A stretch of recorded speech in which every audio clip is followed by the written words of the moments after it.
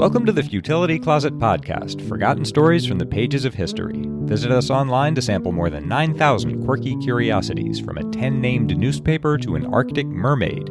This is episode 138. I'm Greg Ross. And I'm Sharon Ross. In today's show, we'll tell two stories about people who spent years confined in miserably small spaces. Runaway slave Harriet Jacobs, who spent 7 years in a tiny recess trying to evade her abusive owner. And Irishman Patrick Fowler, who spent most of World War I hiding in a cabinet in German-occupied France.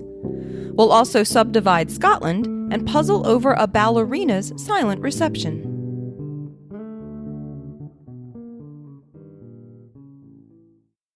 There are two stories this week. They are not connected in any way historically. They just both concern people who are confined for appallingly long periods of time in appallingly small spaces. The first of them is a woman named Harriet Jacobs, who was born into slavery in Edenton, North Carolina in 1813. When she came of age, her master, Dr. James Norcom, began to harass her sexually. He refused to allow her to marry, so she took a free white lawyer as a lover and had 2 children with him. But because of the laws at the time, those children also belonged to Norcom. By the time she was 21, the harassment had become intolerable, and she ran away, hoping that if she removed herself from the situation altogether, then Norcom's anger might abate, and he would sell her and her children to the lawyer, and she'd just be out of the whole problem. She hid first in the home of a sympathetic slave owner in Edenton in order to keep an eye on her children, and then passed some time in a swamp, because that was the only place she felt safe, and finally took refuge with her grandmother, Molly. A small shed had been added to her grandmother's shack years earlier, and while she'd been waiting in the swamp, her Uncle Philip had made a trap door in the ceiling that opened into the space under the roof, giving entrance into what she called, quote, a very small garret, never occupied by anything but rats and mice. It was 9 feet long, 7 feet wide, and 3 feet high at the highest point, sloping down abruptly because the roof sloped. Hattie wrote, "The air was stifling, the darkness total. A bed had been spread on the floor. I could sleep quite comfortably on one side, but the slope was so sudden that I could not turn on the other without hitting the roof. The rats and mice ran over my bed, but I was weary, and I slept such sleep as the wretched may when a tempest has passed over them." Unbelievably, she would spend the next 6 years and 11 months in that space, a space of 95 cubic feet or 2.7 cubic meters. In hiding her, the family were placing themselves at risk. If she were discovered, she'd be sent back to Norcom, but the relatives who helped her would be fined and prosecuted by the state for concealing a fugitive slave. If they were found guilty of helping her run away to escape from North Carolina, they'd be subject to a mandatory death penalty. Her relatives would pass food up to her in the space and would sit and talk at night when it was safe to do so. She wrote, "It was impossible for me to move in an erect position, but I crawled about my den for exercise. One day I hit my head against something and found it was a gimlet, which is a small T-shaped tool with a screw tip that's used for boring holes. Her uncle had left it there by accident." She wrote, "I was as rejoiced as Robinson Crusoe could have been at finding such a treasure. It put a lucky thought into my head. I said to myself, now I will have some light. Now I will see my children." To avoid attracting attention, she waited for evening and then bored 3 rows of holes and cut away the interstices between them to make a hole about 1 inch long and 1 inch broad. She wrote, "I sat by it till late into the night to enjoy the little whiff of air that floated in. In the morning I watched for my children." Sawyer, her lover, had purchased the 2 children from Norcom and let them live with Hattie's grandmother, but didn't free them.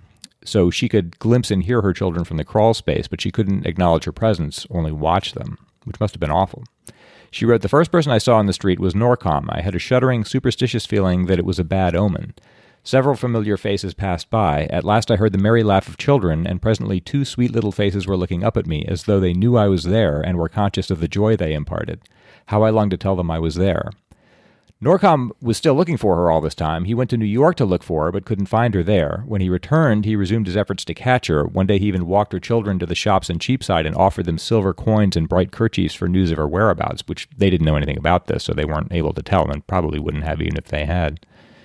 When autumn came, the heat abated. She wrote, "My eyes had become accustomed to the dim light, and by holding my book or work in a certain position near the aperture, I contrived to read and sew. That was a great relief to the tedious monotony of my life. But when winter came, the cold penetrated through the thin shingle roof, and I was dreadfully chilled. The winters there are not so long or so severe as in northern latitudes, but the houses are not built to shelter from cold, and my little den was peculiarly comfortless. The kind grandmother brought me bedclothes and warm drinks. Often I was obliged to lie in bed all day to keep comfortable, but with all my precautions my shoulders and feet were frostbitten.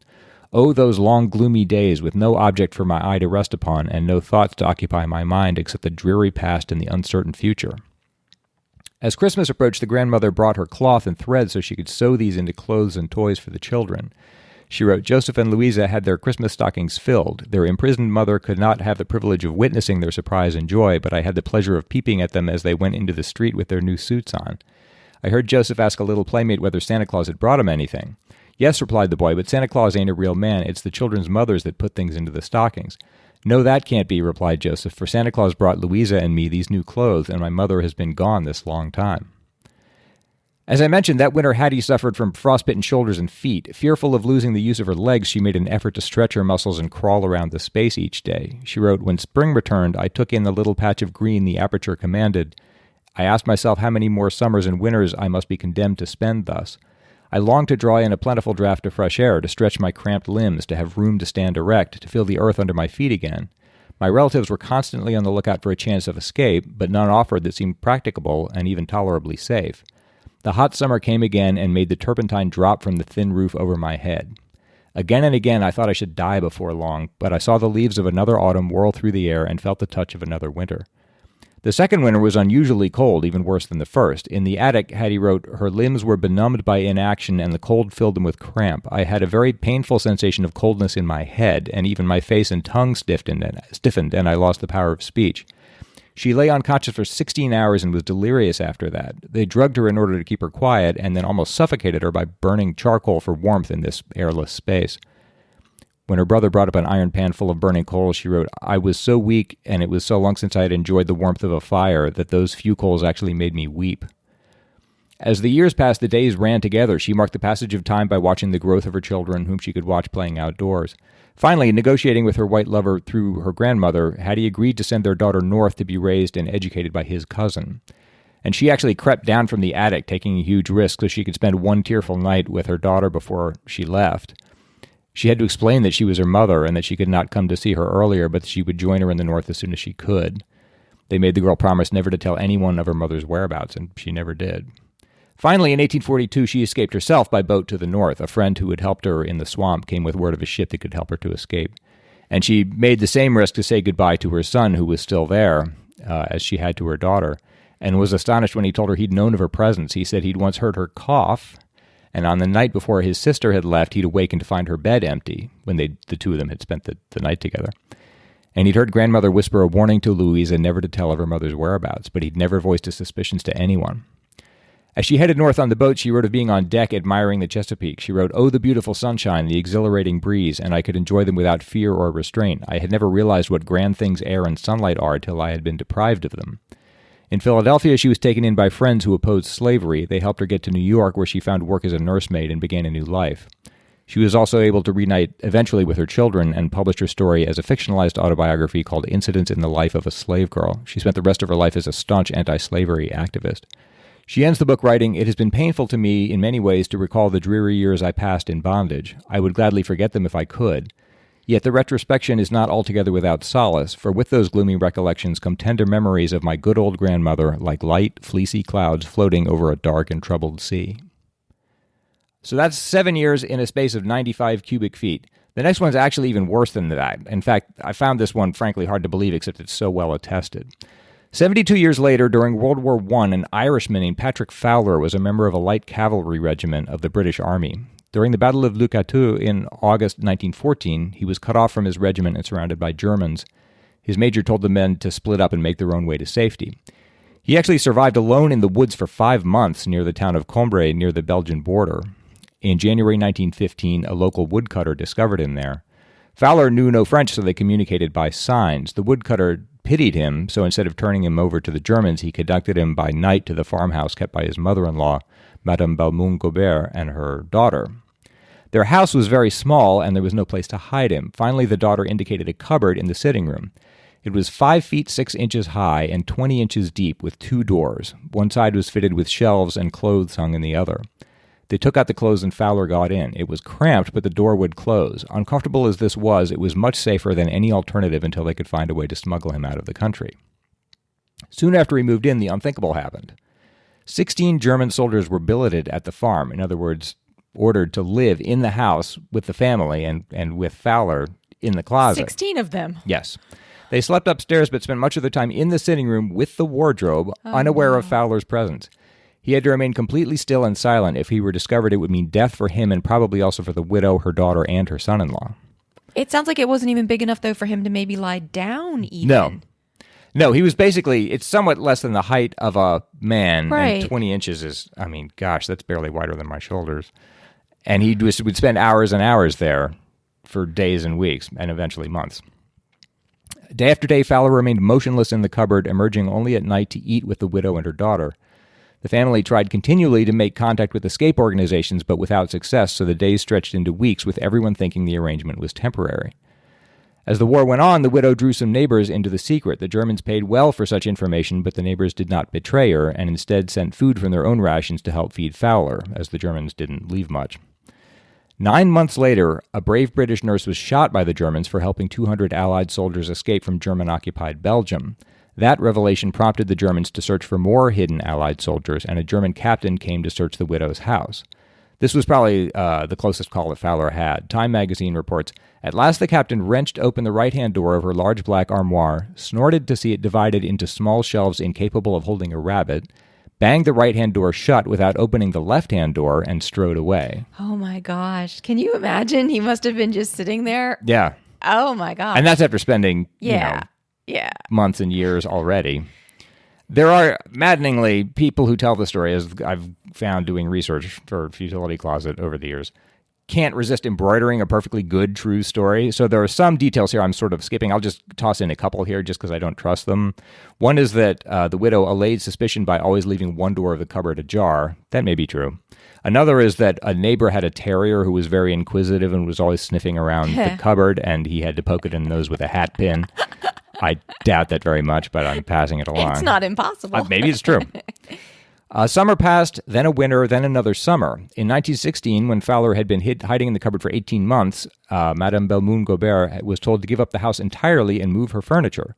She found another small house, but how could they move Fowler there safely? They couldn't do it during daylight when the streets were full of Germans, and at night there was a strictly enforced curfew.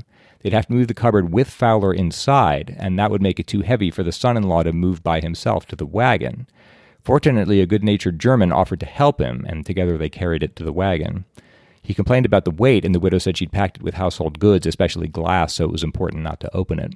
So they actually got it safely to the second house. That would have been a second just time where he would have probably felt like he couldn't even breathe. Yeah, I'm sure. In the new cottage, Fowler could move about a bit more freely, but he still had to hide whenever the Germans approached and at night. One day he was sitting in the room when Germans came to the door. He leapt to the cupboard, but acting on a premonition, the widow directed him under the bed instead. And this time they did search the cupboard and actually thrust bayonets under the bed, but didn't discover the secret. They'd missed him.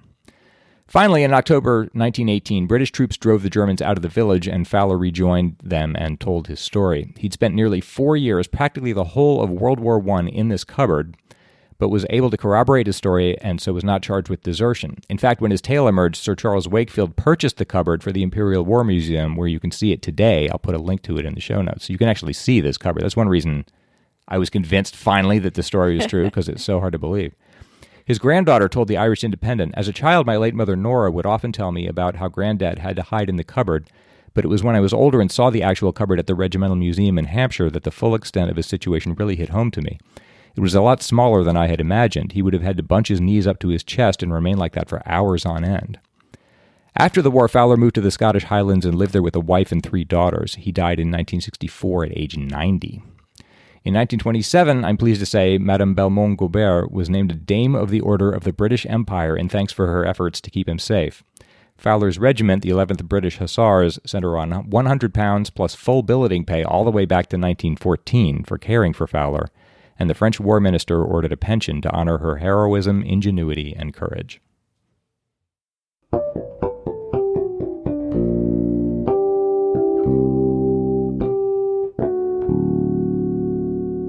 This episode is brought to you by our patrons and by Crizal No Glare Lenses. If you wear glasses, then you know that fingerprints, smudges, scratches, and glares can obstruct your vision and be a huge distraction. That's what's great about Crizal No Glare Lenses. They give you the clearest vision possible by offering resistance to glares, scratches, and smudges. And that means no more fingerprint smudges from taking your glasses on and off, or scratches from cleaning your lenses on your shirt.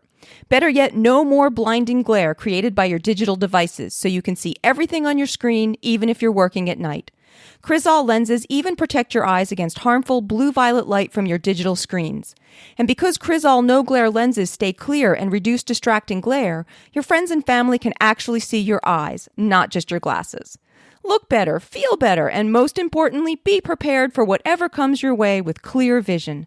Go to Crizal.com to learn more. That's CRIZAL.com and start living life in the clear.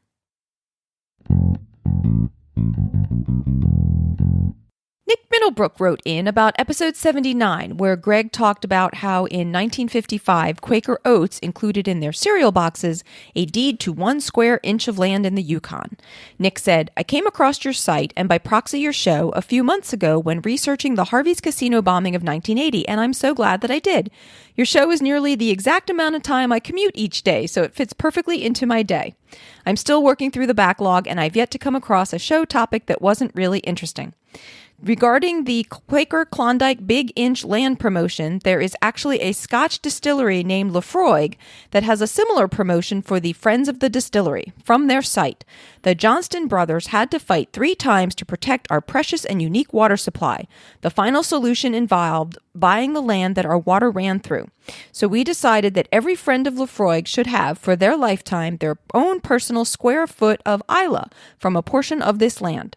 Each plot is registered and you may visit it or view your plot on our members' website. And more importantly, collect your rent from us, a dram of the finest. While I am not much of a Scotch drinker myself, I found this idly reading a bottle at a party and thought of you guys. And really, I'd rather own a piece of Scotland rather than the Klondike. Less bears. And not having heard of Isla before, I looked it up and learned that it is the 5th largest Scottish island. Interestingly, although it has only a little over 3,000 inhabitants, it has 8 active distilleries, which I thought was a bit impressive for distilleries per population. The climate definitely seems more moderate than the Klondikes, and while Isla is known for a variety of wildlife and bird watching in particular is a big draw for tourists, as Nick suggested, it does not seem to be known for its bears. So probably a pretty nice place to own a bit of land in, even if it's only a square foot. In episode 136, I covered how some different languages, such as Icelandic, Danish, Swedish, and Scots, showed some overlap, probably due to Old Norse having been spoken in all those countries centuries ago, with Old West Norse being spoken in countries such as Iceland and parts of Scotland, and Old East Norse being spoken in countries such as Denmark and Sweden. Bjorn Gedda, who graciously gave me permission to mangle his name, but hopefully I didn't do too terribly, wrote to say, as a Swede, I beg to differ. Swedes don't talk East Norse. The Norwegians spoke West Swedish, whatever those pesky linguists say.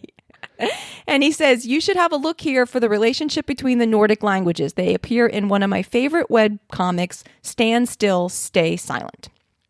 And this webcomic that Bjorn mentions is based in a post-apocalyptic Scandinavia where the countries have been returned to their mythical Nordic past.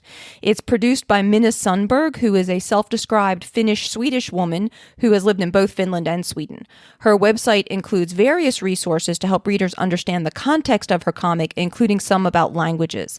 And as Bjorn notes, one of her graphics explains the relationship between the different Nordic languages, with her saying that Icelandic greatly resembles the Old Norse spoken by the ancient Vikings. The Scandinavian languages were also born out of Old Norse, but are no longer mutually intelligible with Icelandic.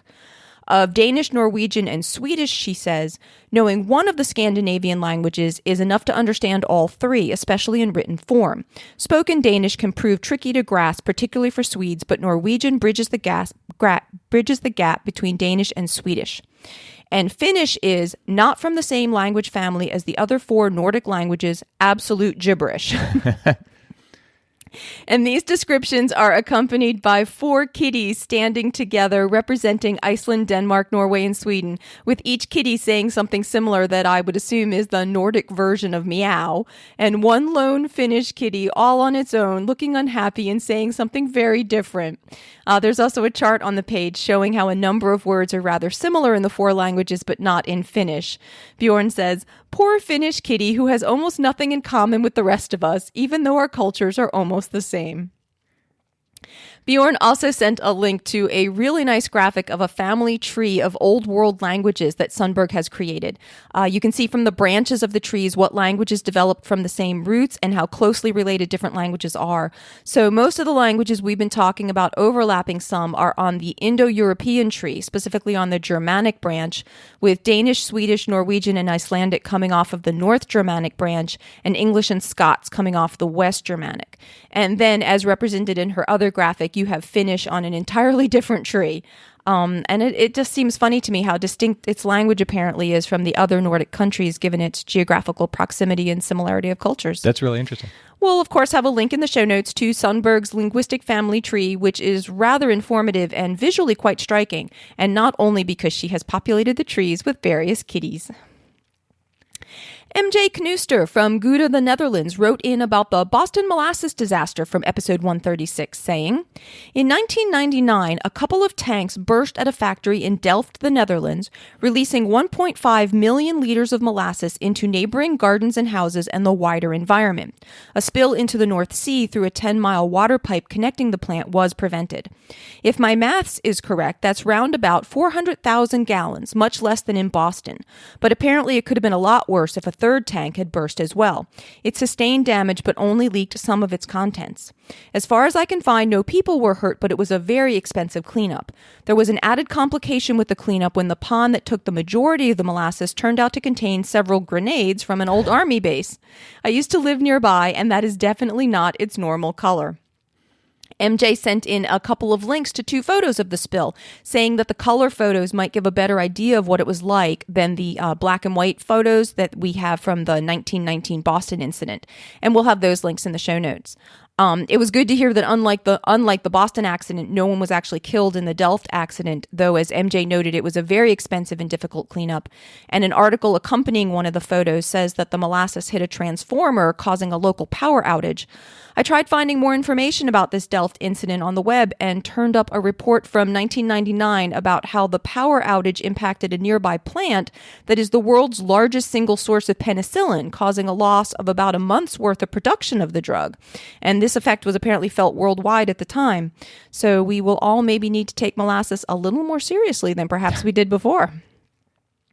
And we sometimes hear that the stories we cover on the show have been made into books, movies, or songs, but this might be the first time that we were told that a band was named after one of these stories. Vadas Gintotas wrote to say, "I thoroughly enjoyed your horrific segment on the Boston molasses disaster. I thought you may like to hear that my wife and some friends and family play in a South Carolina bluegrass band called Molasses Disaster, named by me after the tragedy." That's a great name. Thanks for the great podcast. So thanks so much to everyone who writes into us. Because of the amount of email that we sometimes get, we can't always respond to everyone individually or read all the email on the show, but we do read everything we get, and we appreciate the comments and feedback. So if you have anything you would like to say, please send it to us at podcast@futilitycloset.com.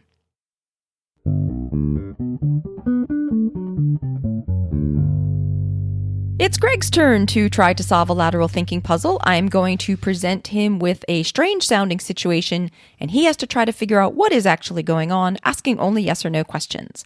This puzzle comes from Sid Collins, who wrote, "Good evening, Greg, Sharon, and Sasha. I have been a longtime listener of the podcast and enjoyer of the Futility Closet website's seemingly random yet highly entertaining stories and facts. As a side note, I am a student at North Carolina State University and was so pleasantly surprised to learn that my favorite podcasters also enjoyed the wealth of knowledge offered by our libraries." Oh, good. Sid said that he recently finished listening to our whole back catalog and wanted to contribute to the show, but as a college student, he doesn't have a lot of money, so he sent in a lateral thinking puzzle that he made up for us. All right. And Sid's puzzle is, a young ballerina finishes a performance for a local fundraiser. However, the large audience is totally silent. Why? Okay. Can they speak? Yes. So they're capable of... All right.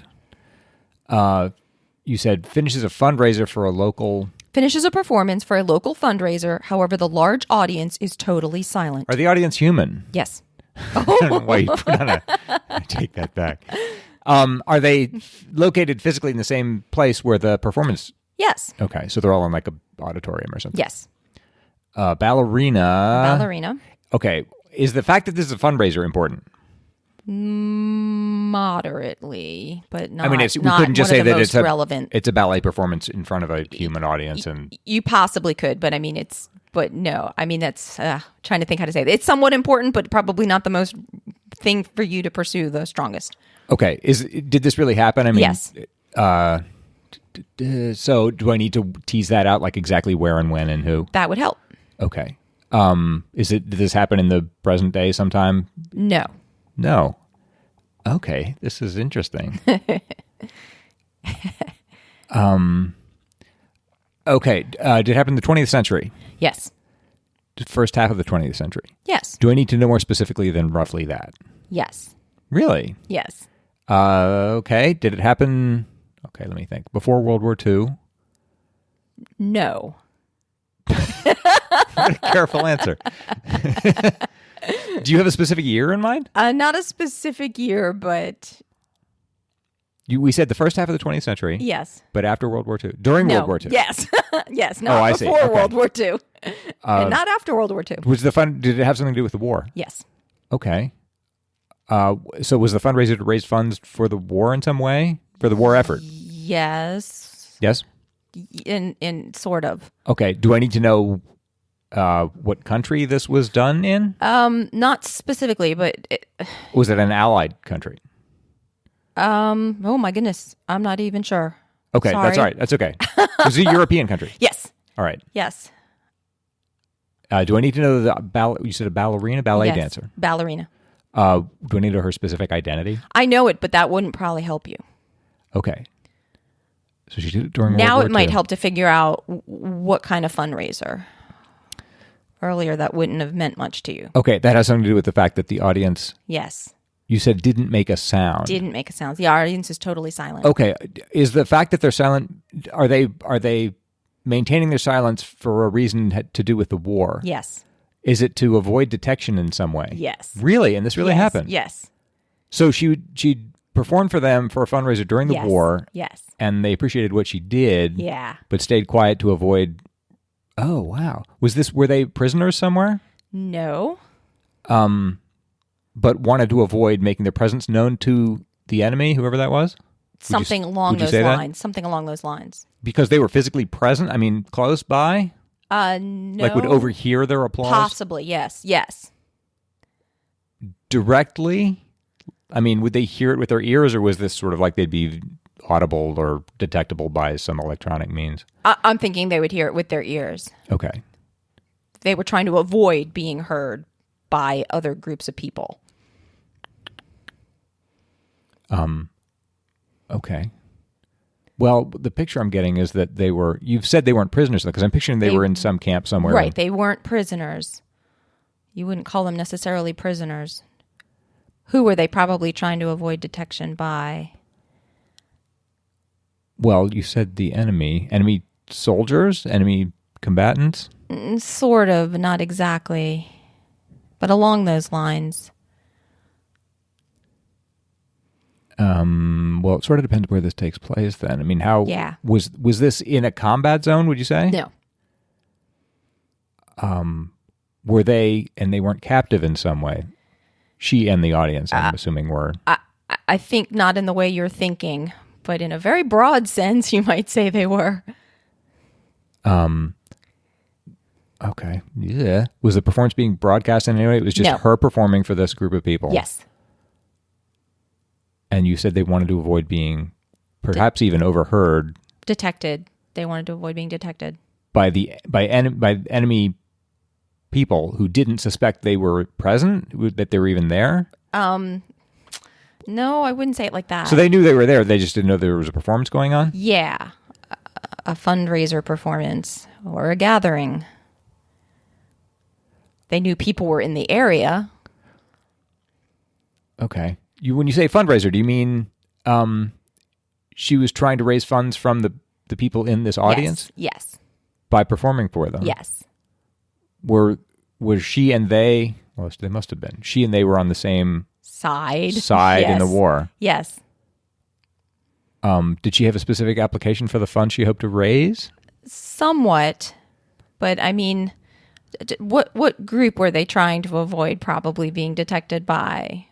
Well, I'm guessing, I'll take a guess. Sure. Nazis? Yes. But they weren't prisoners and they weren't in a combat zone. They weren't, but what else was going on in certain countries where you might need to avoid detection by the Nazis? Espionage?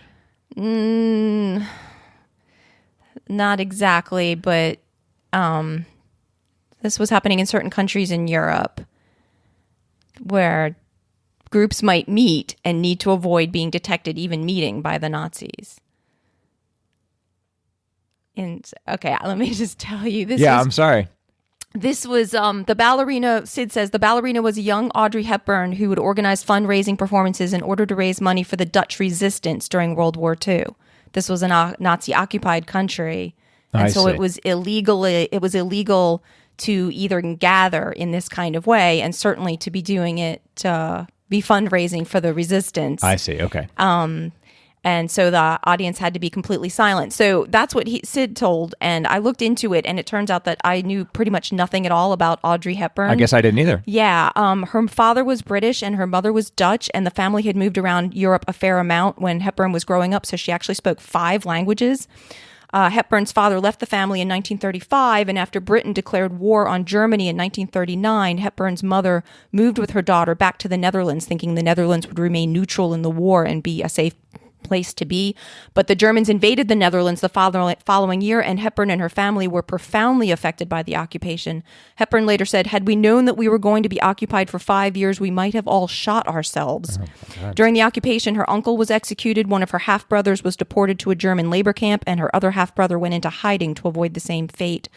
Hepburn was a young teenager and studying ballet during the occupation and was very active in the Dutch resistance, including performing at these clandestine fundraising events. She later said, "The best audiences I ever had made not a single sound at the end of my performances." After the war, she continued to pursue her ballet training, but she'd suffered malnutrition in the Great Dutch Famine of 1944 to 45, when the Germans had blocked supply routes into the country, and the resultant health problems, combined with her lack of being able to train consistently, would have prevented her from succeeding at the level that she'd wanted to, so she instead switched to acting, which is what she ended up becoming famous for. I didn't know any of that. Yeah, so thanks so much to Sid for that excellent puzzle, and if anyone else has a puzzle they'd like to send in for us to try, please send it to us at podcast@futilitycloset.com. Futility Closet is a full-time commitment for us, and we really do depend on the support of our listeners.